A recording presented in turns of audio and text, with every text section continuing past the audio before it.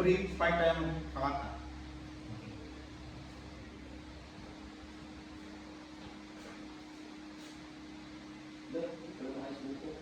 Bahala lang sa editing. Kahit mo. Kasi pwede ko na ako. Dito din makakawin yung mga ayos eh.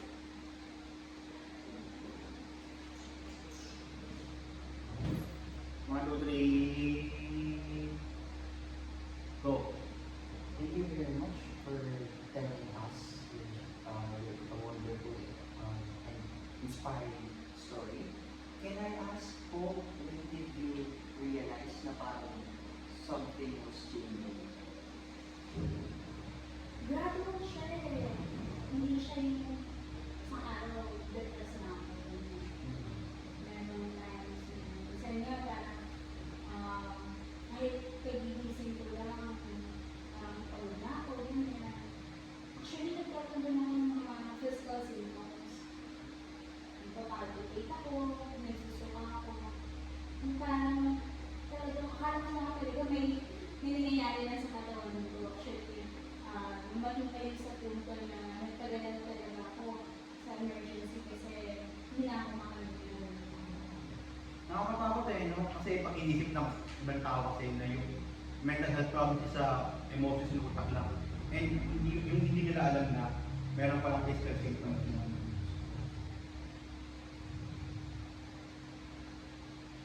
Oo, actually, hindi ko rin alam na ganun yung mga nangyayari. Feeling ko, doon din nahihirapan yung mga tao, intindihan yung mga may tao na depression talaga. Kasi yung depression, parang hindi lang siya yung sadness.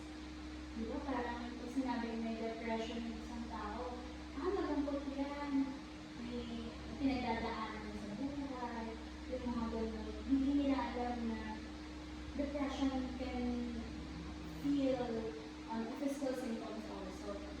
Yun yung parang kahit nga magsalita, parang nakakapagod. Ganun siya. Ganun siya. Yung mga unang nararamdaman.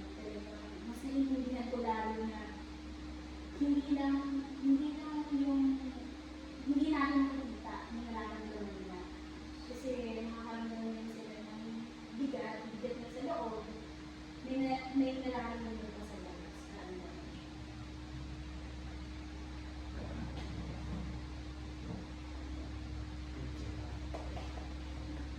Parang nasabot na yung lintang na dito. Pero pang ipapa-elaborate ko lang sa particular health. Hindi ko na-skip nasagot mo. Pero kasi ano Hindi, eh. okay lang. Parang mabanggit ko yun. Sabi ko lang ano, sabi ko lang na i-elaborate niya ako. O explain niya ako. Sobrang dumi niya.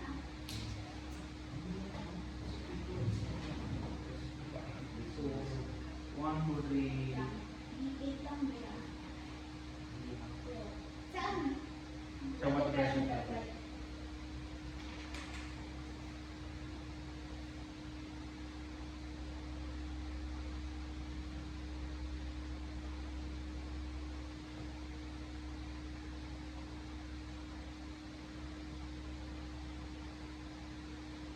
Hindi siya linya. Ito na.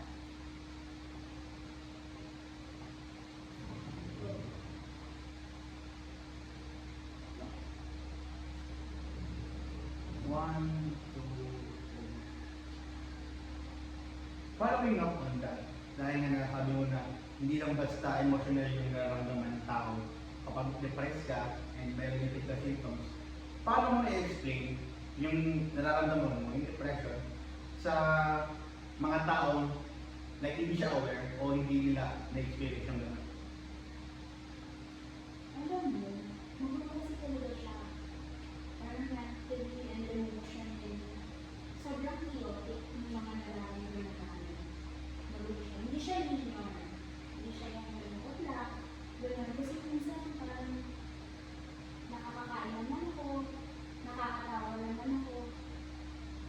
Pero biglang may tayo sa liga na may anxiety na pala ako. Hindi ko masyado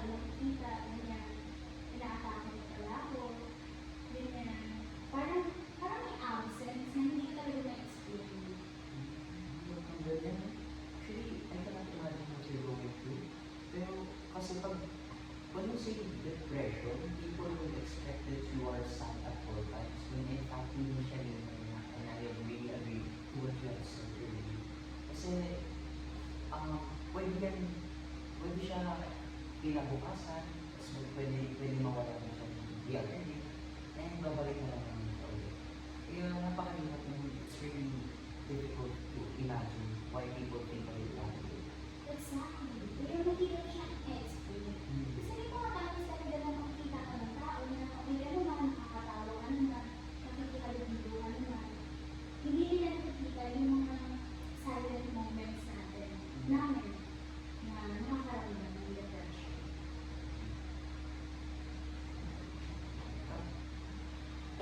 Good. We're making no progress. Parang lagpas ka ni minutes. 4 minutes sa part 1. So, bali 8 minutes na tayo. Siguro kung mababa ka naman. Ay, wala akong story. Wait, tanga tayo mo kanina. Tiyak mo. Wait lang, tignan mo. Buti na banggit ko yung ano. Yung Silent factors. silent factors. Hindi ka mag-isip. Kaya na rin. Alam mo ito sabihin ko, wait. Wait lang, ha? Sip.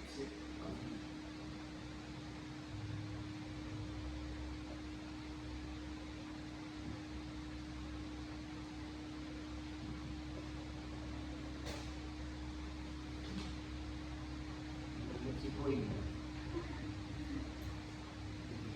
Ang bigat niyan sa phone. Oo. Upload mo sa YouTube ba? Naka-listed. Kasi kapag nag-drive kasi, iba ang format ng iPhone sa hindi ko siya maragamit. I-cut mo muna kayo, tapos magtry mo muna. Basta pag dito ba naka-listed siya kanina?